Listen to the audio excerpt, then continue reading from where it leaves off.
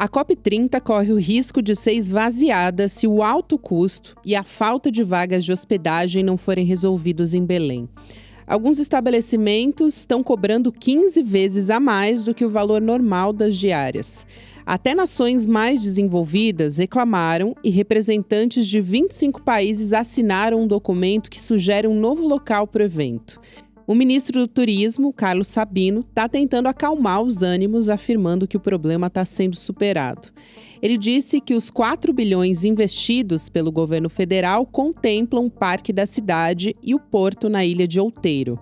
Lá vão ficar atracados os navios que vão servir de acomodação para diversas delegações, além dos grandes hotéis. Mas a logística, o transporte e a segurança na capital do Pará também estão preocupando. Isso porque uma semana antes da grande conferência, há uma cúpula só para chefes de Estado. E a pressão maior é para que pelo menos essa parte da COP seja transferida para outro local. O Brasil tem até a metade de agosto para resolver esses problemas. E só assim vai poder celebrar a primeira COP realizada no país e na Amazônia, região estratégica tanto para o clima quanto para a saúde daqui e do mundo. Segunda-feira, 11 de agosto de 2025.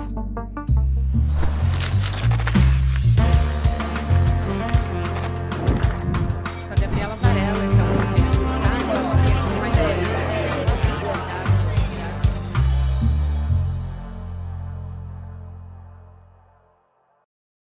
Olá, seja muito bem-vindo, seja muito bem-vinda. Eu sou a Gabriela Varela e esse é o videocast em Detalhes. E aqui, todos os dias de segunda a sexta-feira, sempre com um convidado, uma convidada, a gente analisa uma temática ou uma notícia importante do momento. Hoje eu vou conversar com a Cristina Serra, jornalista, nossa comentarista, analista aqui do SL Notícias também e especialíssima em meio ambiente também. Cris, bom te receber aqui mais uma vez, querida. Muito bom estar aqui com você de novo, Gabi.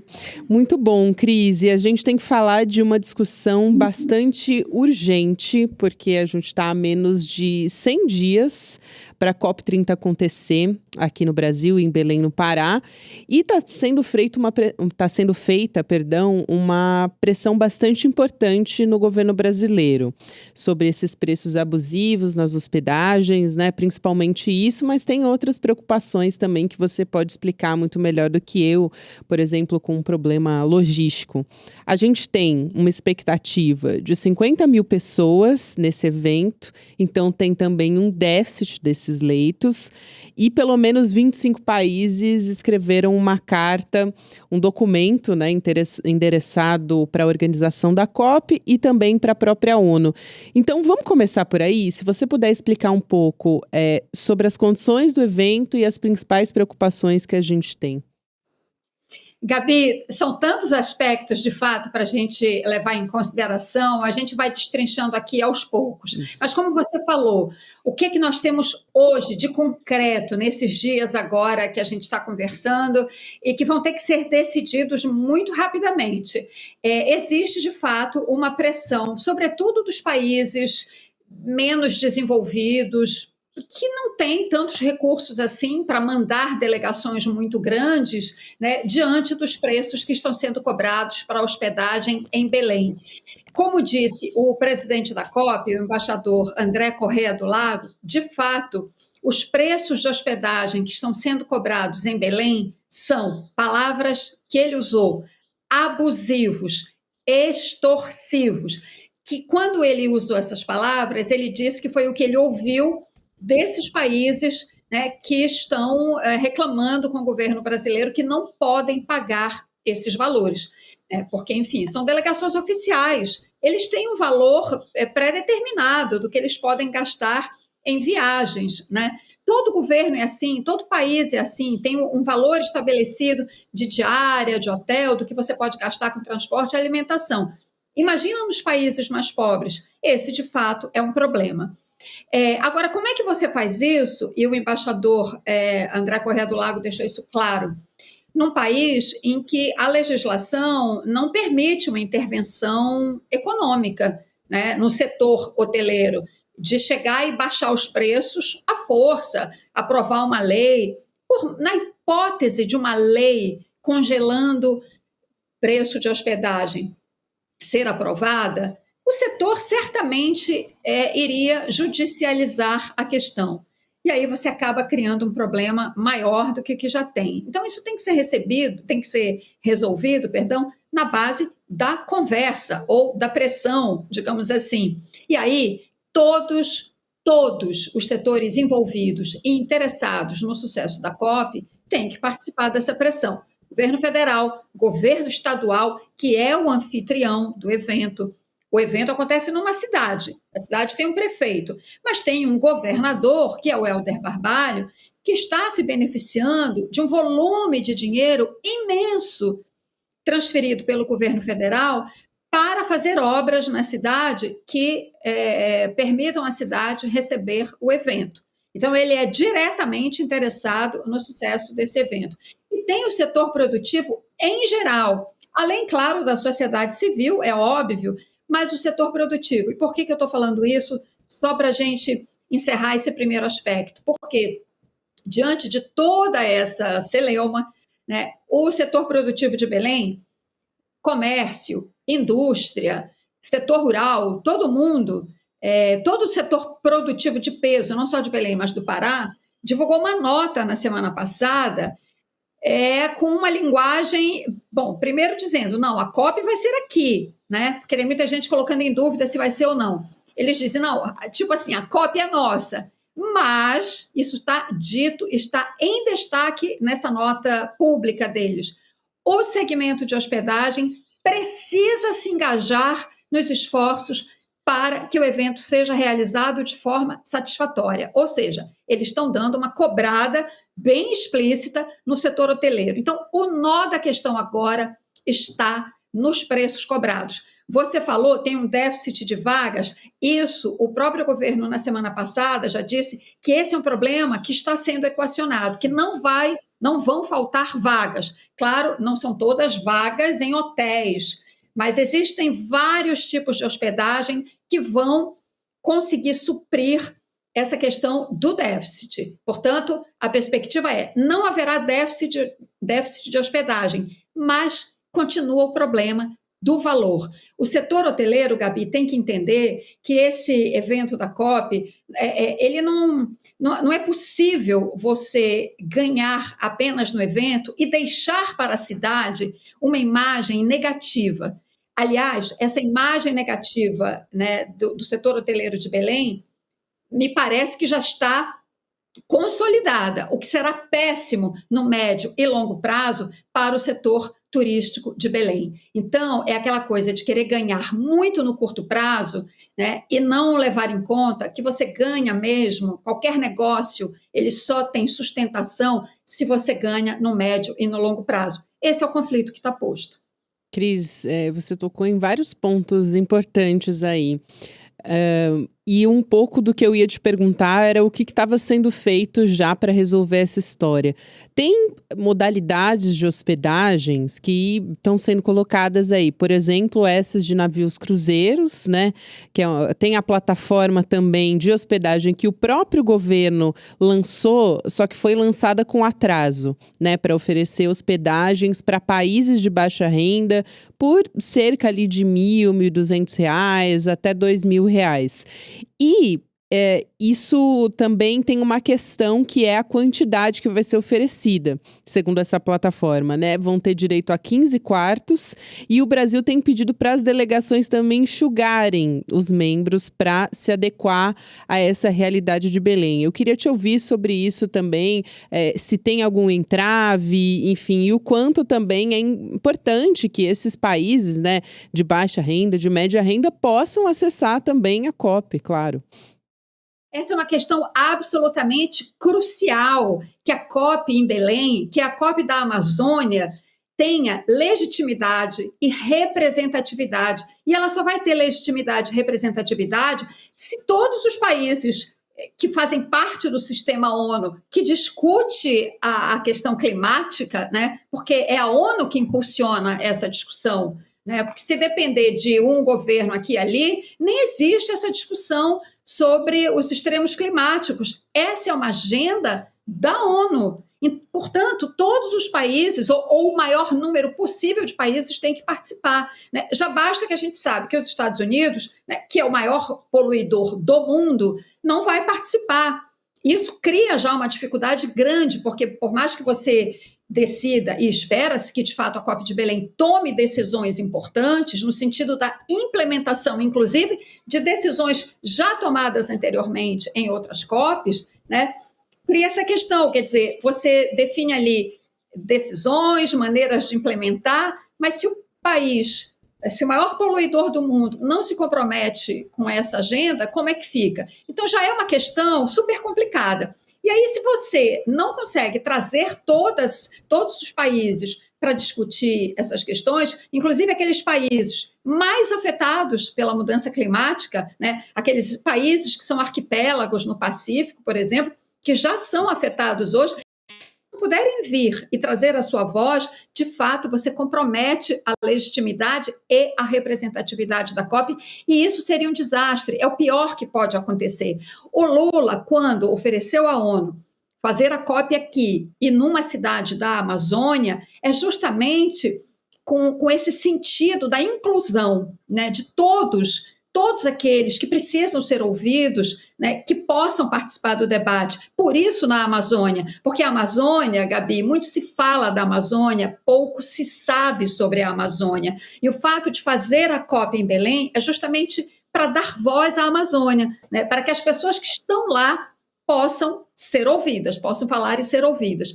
Então, todos esses aspectos que a gente está comentando aqui, déficit de vagas de hospedagem e preço, de fato, põe em risco essa legitimidade, que é o pior que poderia acontecer. Bom, o governo está fortemente engajado nesse esforço de fazer com que a COP seja em Belém. Conversei com uma fonte que participa muito de perto da organização da COP, conversei dias atrás, e ele me disse assim, eu perguntei claramente, quais são as chances da COP não ser realizada em Belém em função de todos esses problemas? Ele falou, é praticamente nula.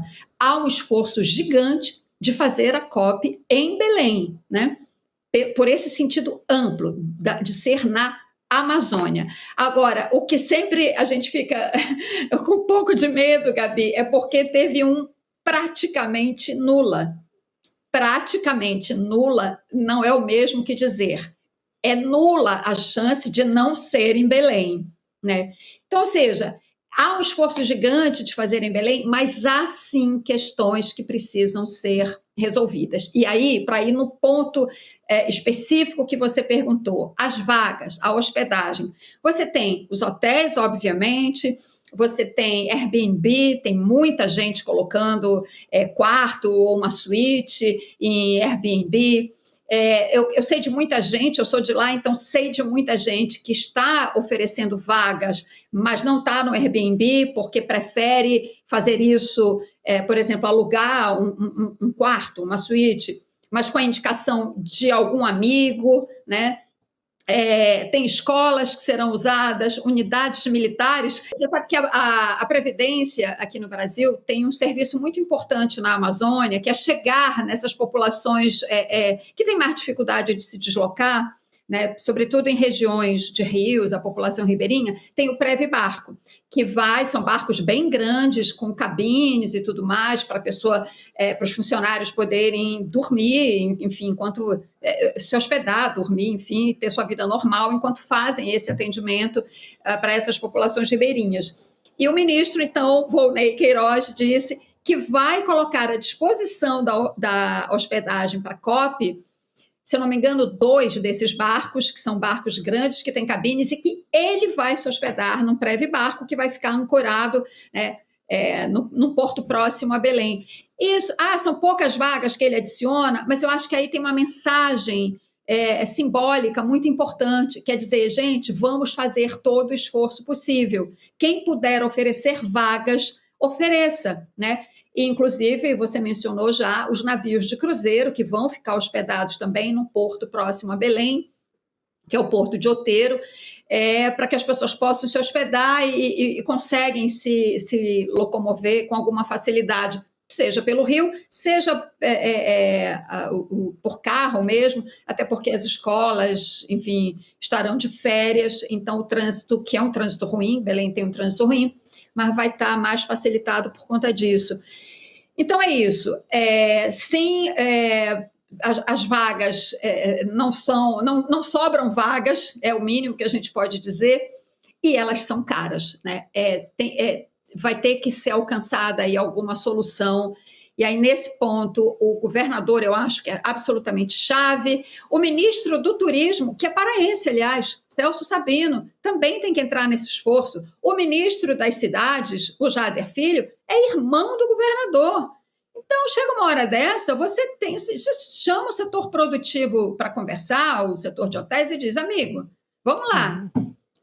Você quer realmente ser responsável pelo fracasso dessa COP aqui em Belém? Sabe? Tipo isso. É tudo isso que está acontecendo nos bastidores nesse momento, Gabi. Nossa, Cris, isso que você fala é absolutamente fundamental. Todos deveriam estar fazendo um esforço conjunto para passar esse recado, né? Quer dizer, o quanto é importante para o Brasil ter a primeira COP em Belém, no coração ali da Amazônia, enfim, no coração de onde tem que ser feita realmente essa discussão sobre a urgência climática. Aqui eu peguei uma reportagem, só para a gente ter ideia, colocar isso às vezes em número, claro que é exorbitante, mas só para a gente ter uma comparação aqui, o Carlos Madeiro, que é jornalista do UOL, ele fez uma reportagem mostrando que um quarto simples de um hotel ali, 3 estrelas em Belém, está cobrando diária maior que uma suíte de luxo e com varanda e vista para o mar do Copacabana Palace, para a gente ter uma ideia do que a gente está discutindo aqui, né, Cris? Estou trazendo aqui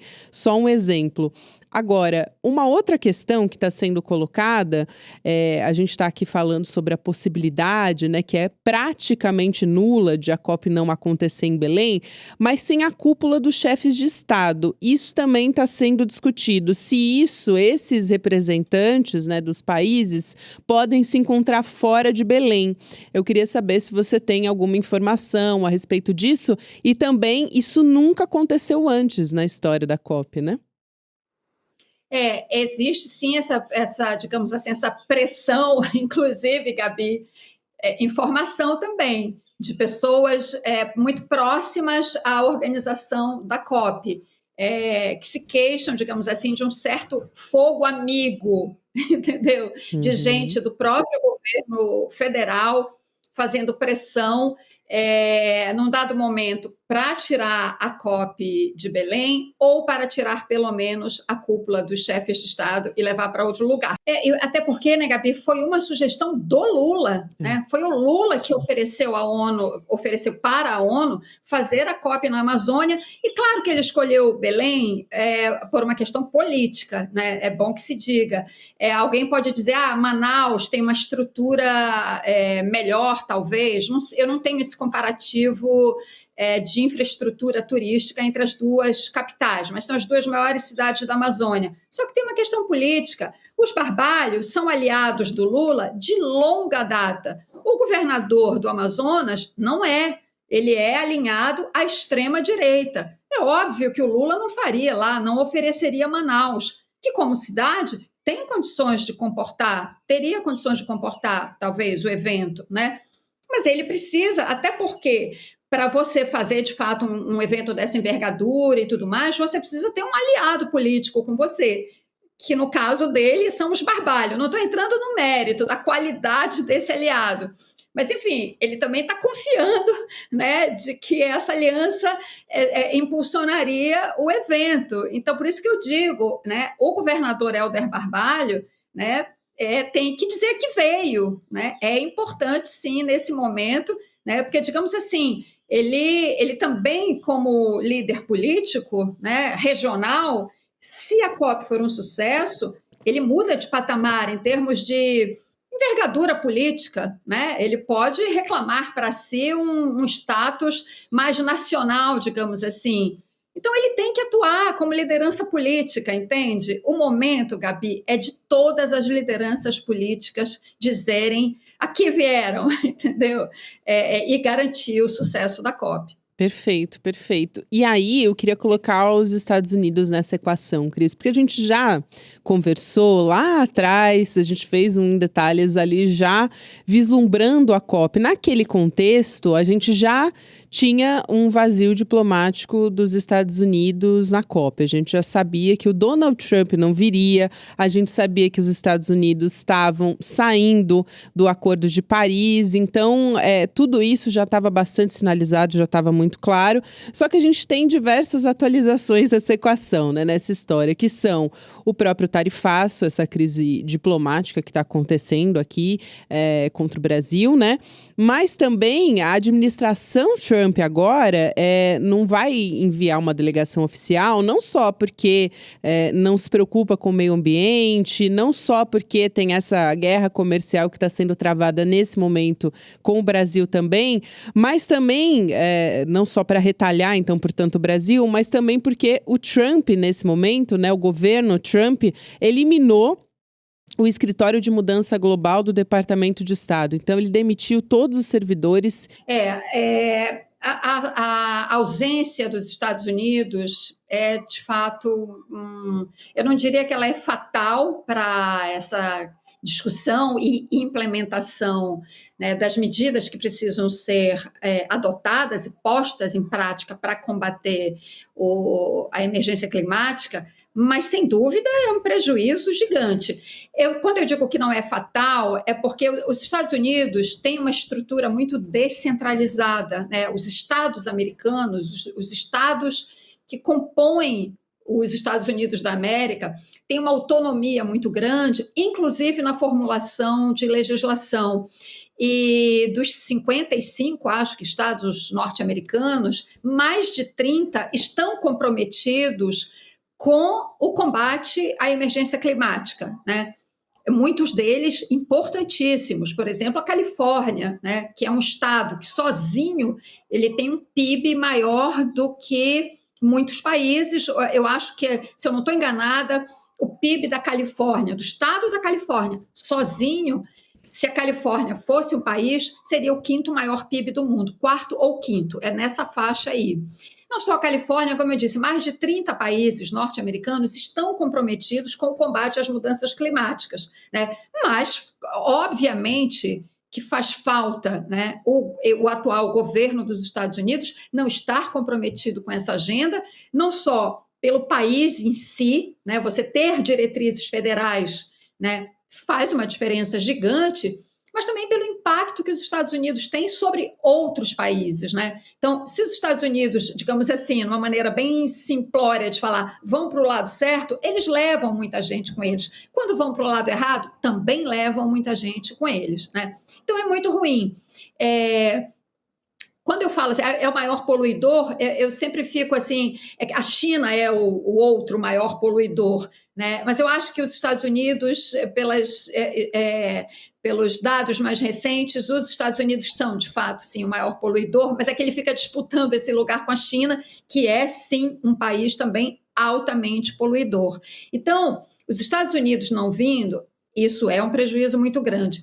Agora, para a gente saber o grau de dificuldade, né, da implementação das medidas que eventualmente forem aprovadas na COP, a gente precisa saber também qual é o grau de compromisso da China, qual é o grau de compromisso da Índia, né, qual é o grau de compromisso da Rússia, que são nossos companheiros nos BRICS, são nossos parceiros, né, mas são grandes poluidores, trabalham muito ainda com a energia fóssil. Para onde vão esses países? Então, assim, é muita coisa, Gabi, nesse tabuleiro. Mas eu tenho acompanhado muito o que o presidente da COP no Brasil tem dito, o André Corrêa do Lago, né? Ele tem sempre enfatizado muito que essa tem que ser a COP da implementação, que não se pode abrir demais a agenda, porque já há muita coisa definida, o que falta aprovar são mecanismos de implementação dessas medidas. Então, assim, eu consigo interpretar o que ele tem dito da seguinte forma: não adianta a gente ter uma pauta extensa demais que a gente não consiga implementar, vamos focar naquilo que é importante, né? Que é, de fato, saber, primeiro, essa é a questão crucial da COP, e por isso ela precisa ser legítima e ter representatividade. Quem vai financiar a transição energética? Ou seja, essa mudança que será, obviamente, paulatina, demorada, não é assim de uma hora para outra, que é sair de uma economia mundial movida a combustíveis fósseis por uma economia movida a energia limpa e etc. Isso custa muito dinheiro. Quem vai pagar a conta? Qual é esse valor total? Como ele será repartido? Quem é que vai bancar? Quem é que vai receber? Em que condições? Em que prazo? Entende? Então, esse deveria, de fato, ser o foco principal.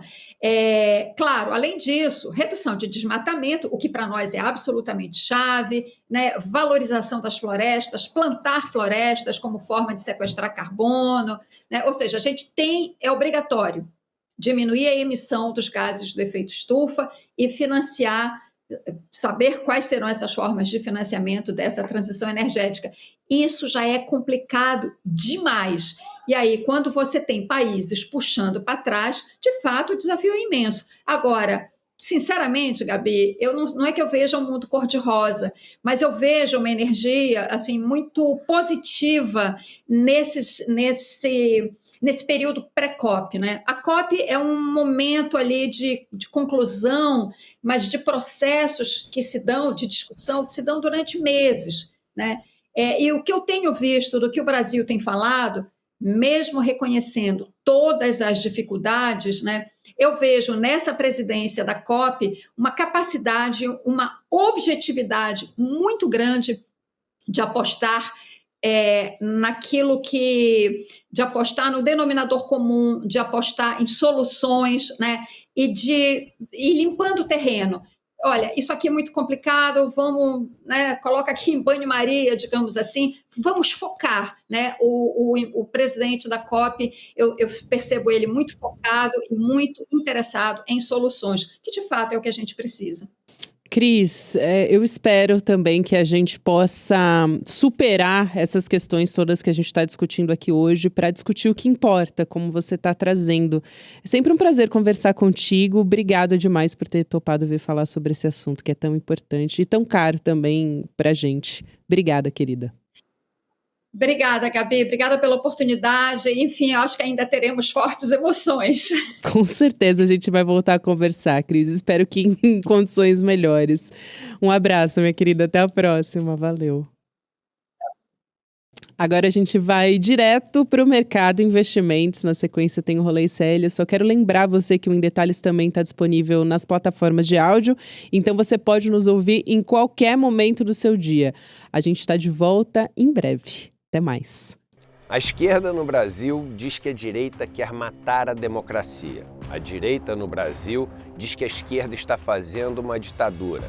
Quem será que está falando a verdade? Existe uma conspiração, um plano secreto por trás do que está sendo feito pela extrema-direita no Brasil? Quem poderia nos ajudar a entender esse xadrez político que, no final das contas, vai definir o destino das nossas vidas? Eu digo para vocês quem? Daniel Ziblatt, autor do livro Como as Democracias Morrem, professor de Harvard e atualmente uma das pessoas mais demandadas no mundo para explicar esse fenômeno. E ele vai dar uma aula online gratuita aqui no ICL para toda essa nossa comunidade. Vai ser no dia 28 de agosto, uma quinta-feira, às 8 horas da noite. São coisas que só o ICL traz para você. Você sabia que todos os nossos programas estão no Spotify? A notícia não pode parar e agora você pode acompanhar todos os nossos programas onde e quando quiser. Siga nossos canais no Spotify e tenha acesso ao Chico Pinheiro Entrevista, Desperta ICL, Rolê e muito mais.